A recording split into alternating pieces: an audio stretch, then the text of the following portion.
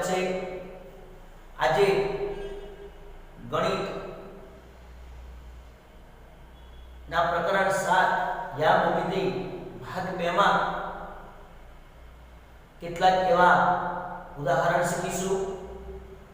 મિત્રો સૌપ્રથમ તો આપ ચેનલને સબસ્ક્રાઇબ કરી દો જેથી તમને અન્ય વિડિયો પણ મળતા રહે।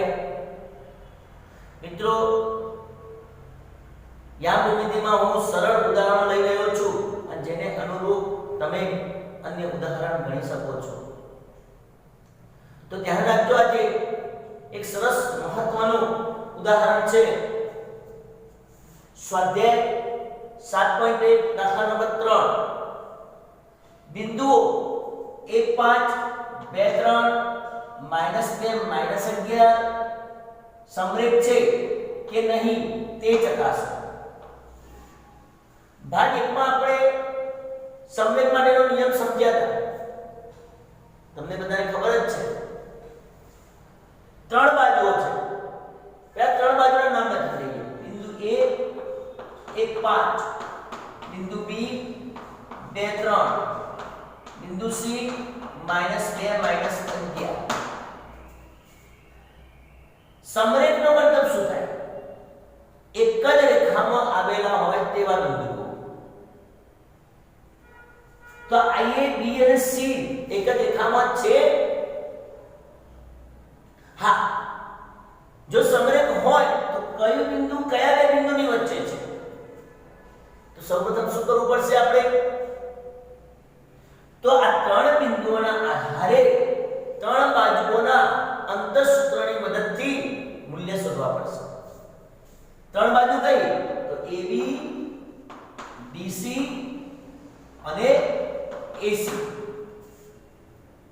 અંતરસૂત્ર તમે જાણો જ છો, ના હોય તો અંતરસૂત્ર એક વખત અહીંયા હું લખી દઉં।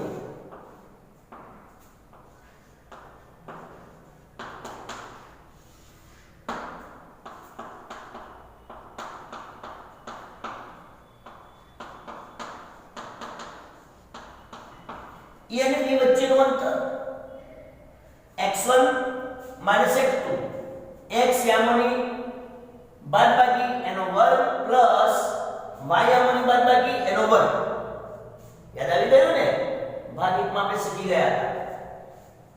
ફરીથી ધ્યાન રાખજો, અહીંયા સૌપ્રથમ AB લઈએ। AB નું અંતર, A થી B નું અંતર શોધવું છે। AB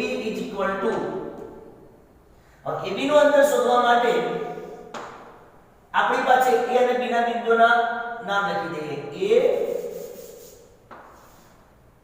A 1 5 અને B 2 3। અહીંયા x1 નામ આપીએ, આ y1 નામ આપીએ, અલગ અલગ એમ છે નામ આપીએ। અહીંયા x2 આપીએ, અહીંયા y2 આપીએ। સૂત્રનો ઉપયોગ કરીએ, વર્ગમૂળમાં x યામોની બાદબાકી, x યામ કયા છે અહીંયા? 1 2, x1 x2 એટલે કે 1 2 એનો વર્ગ પ્લસ y યામ કયા છે? 5 અને 3, 5 3 એનો વર્ગ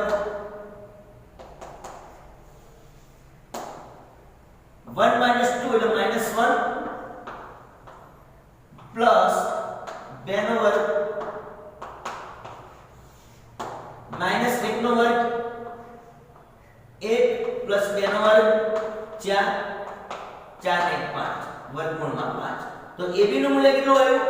વર્ગમૂળમાં 5। આ ધ્યાનમાં રાખજો। ત્રણ બાજુના માપ શોધી દેવાના પહેલા આપણે। હવે લઈએ BC સેમ, BC બરાબર વર્ગમૂળમાં, સૂત્ર લખવાની જરૂર નથી, સૂત્ર તો મગજમાં જ છે। B ના મૂલ્ય લખી દઈએ અહીંયા। B ના મૂલ્ય આવશે 2 3 અને C ના મૂલ્ય આવશે -2 -11। હવે આપણે x1 સમજીએ, આ y1, અહીં x2 y2।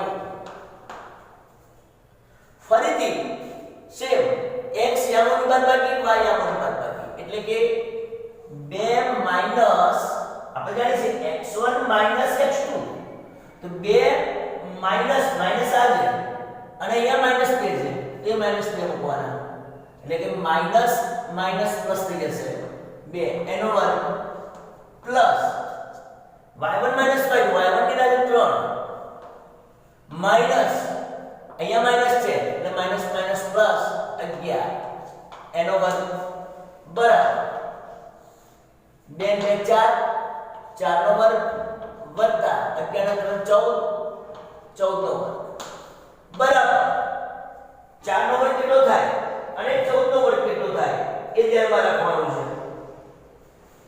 છે 4 નો વર્ગ થશે 16 પ્લસ 14 નો વર્ગ થશે 196 સરવાળો કરીએ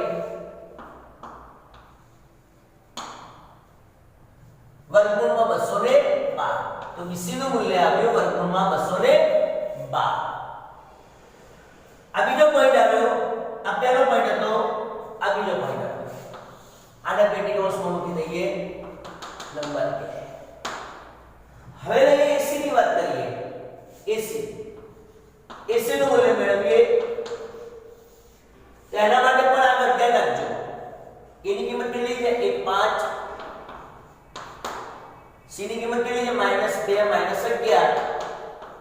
હવે તો તમને ખ્યાલ આવી ગયો આ x1 આ x2 આ y1 આ y2 કિંમતો મૂકી દઈએ x1 x આમોની બાદબાકી 1 માઈનસ -2 એટલે +2 થઈ જશે એનો વર્ગ y આમોની બાદબાકી 5 માઈનસ -11 માઈનસ માઈનસ પ્લસ થઈ જશે 11 2 ને 3 નો વર્ગ પ્લસ 11 નો 5 16 એનો વર્ગ આપણે જાણીએ છીએ કે 3 નો વર્ગ 9 થાય અને 16 નો વર્ગ 256 થાય પ્લસ 256 9 6 15 6 265 AC નું મૂલ્ય આવ્યું 265 આ 3 નંબર આપણો નિયંત્રણ સરળ કરવા માટેનો યાદ છે પહેલા ભાગમાં શીખવાડ્યો કે 3 બાજુઓ પૈકી કોઈ બે બાજુનો સરવાળો ત્રીજી બાજુ બરાબર થાય એટલે કે આ નિયમ આગળ જુઓ AB BC AC અથવા AB AC BC અથવા BC AC AB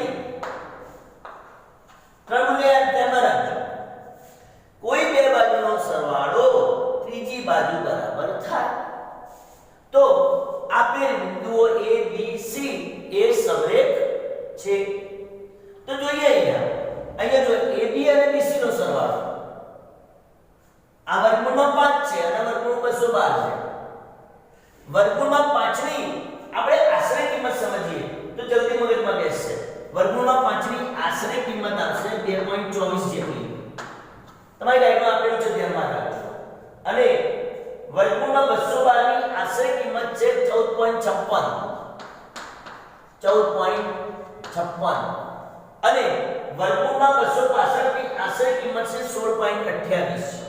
16.28 તો અહીંયા જુઓ AB અને BC નો સરવાળો 14 અને 2 16 સમથિંગ 16 થાય છે પણ 56 2.24 56 4 60 16.80 થાય છે જ્યારે અહીંયા આવશે 16.28 આવે છે આ બેનો સરવાળો કરો તો આ બરાબર નહીં થાય આ બંનેનો સરવાળો કરો તો આ બરાબર નહીં થાય તો એનો અર્થ એ થયો પરિણામ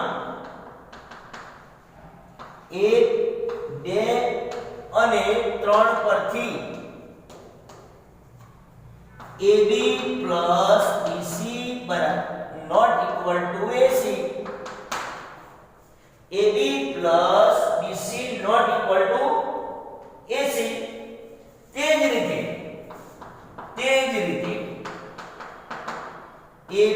plus AC not equal to BC. આ સમરેખની શરત છે પણ આ મૂલ્ય આપણને મળતું નથી. એ રીતે BC plus AC not equal to AB.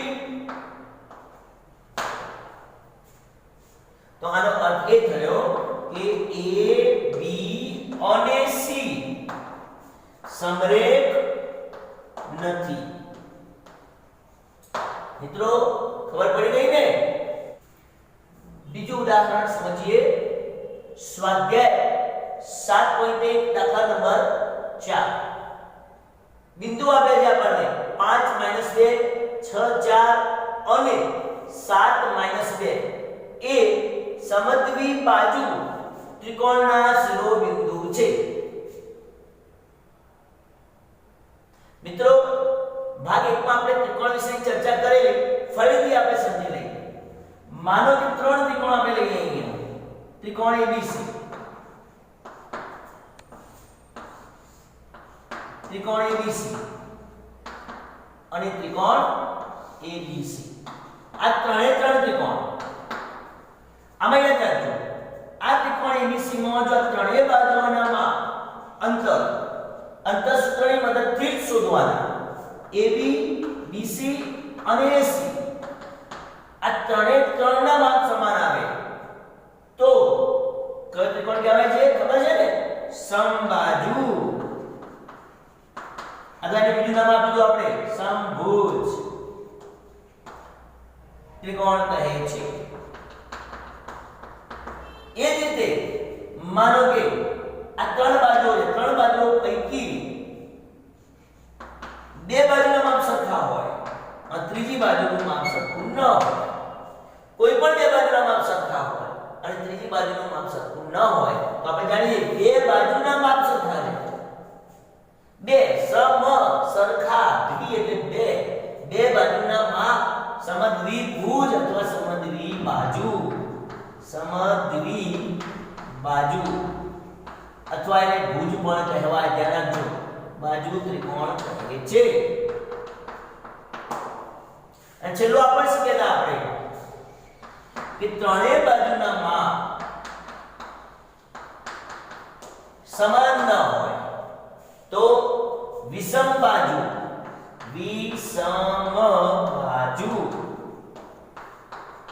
ત્રિકોણ, બાજુની જગ્યાએ ભુજ પણ તમે કહી શકો. તો તમને આ ખ્યાલ આવી ગયો મિત્રો. તો આમાંથી આપણે કયા નિયમનો ઉપયોગ કરવાનો છે? સમદ્વિ બાજુ ત્રિકોણના શિરોબિંદુ. તો બે બાજુના માપ સરખા હોવા જોઈએ. ત્રણ બાજુની સરખામણી કરીએ તો બે બાજુના માપ સરખા હોય અને કોઈ એક બાજુનું માપ સરખું ન હોય. તો આ નિયમ આપણે લાગુ પાડવાનો છે. ધ્યાન રાખજો.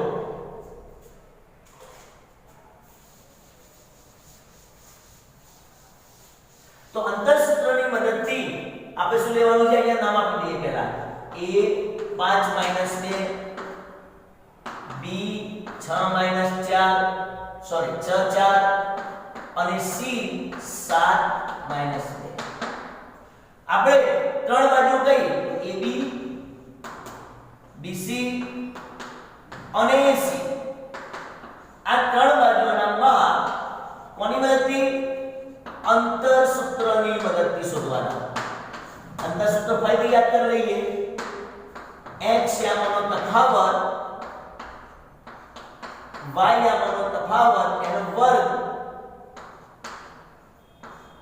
અને એનું વર્ગમૂળ મેળવી ને તમને અહીંયા શું મળશે? અંતર મળશે બે બિંદુઓ વચ્ચેનું. તો હવે જોઈએ AB. પહેલા AB બાજુનું માપ લઈએ. તો આપણે જેમ જાણીએ છીએ કે AB વર્ગમૂળમાં અહીંયા A ના માપ બિંદુઓ લઈ લઈએ આપણે. A ના બિંદુઓ કયા છે? તો 5 - 2. B ના બિંદુઓ કયા છે? 6 4. અહીંયા લખી દઈએ x1 y1 x2 y2. હવે આપણે જાણીએ છીએ સૂત્ર x યામનો તફાવત અને y યામનો તફાવત. x યામ કયા છે? તો 5 - 6 એનો વર્ગ પ્લસ -4 એનો વર્ગ 5 ને 6 જાય તો -1 નો વર્ગ પ્લસ -6 નો વર્ગ -1 નો વર્ગ 1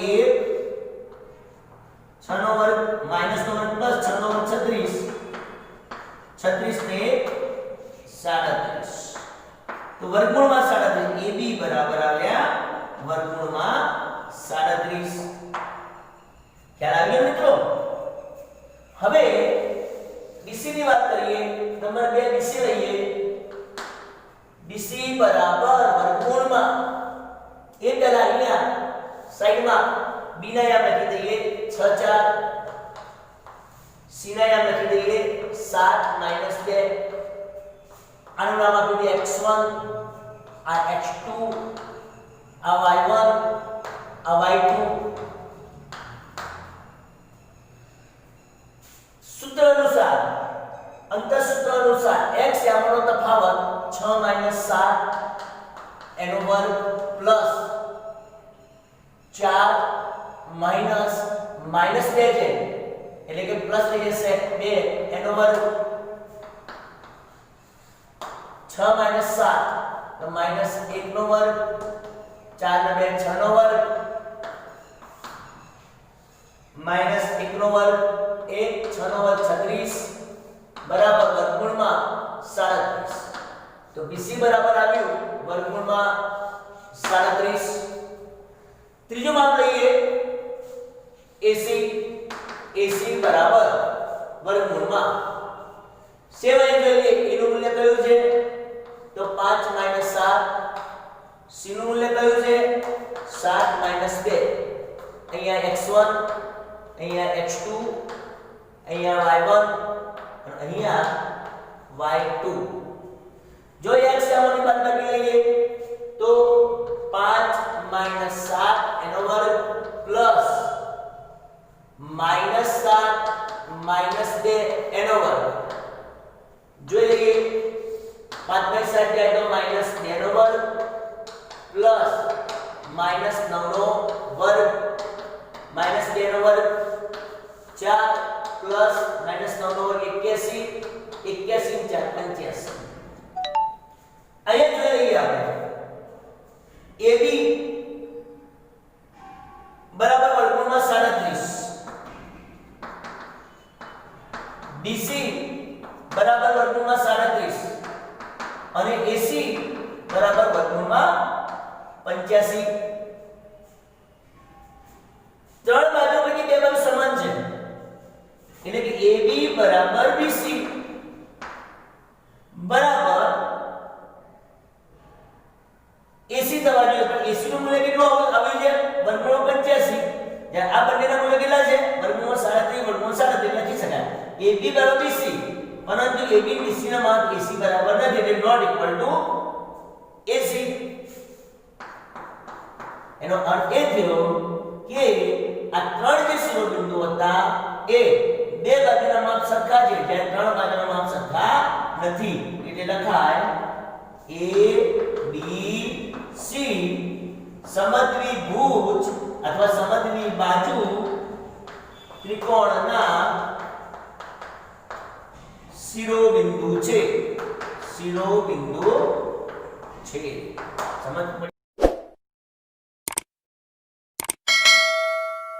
મિત્રો ચેનલને સબસ્ક્રાઇબ કરવાનું ભૂલતા નહીં।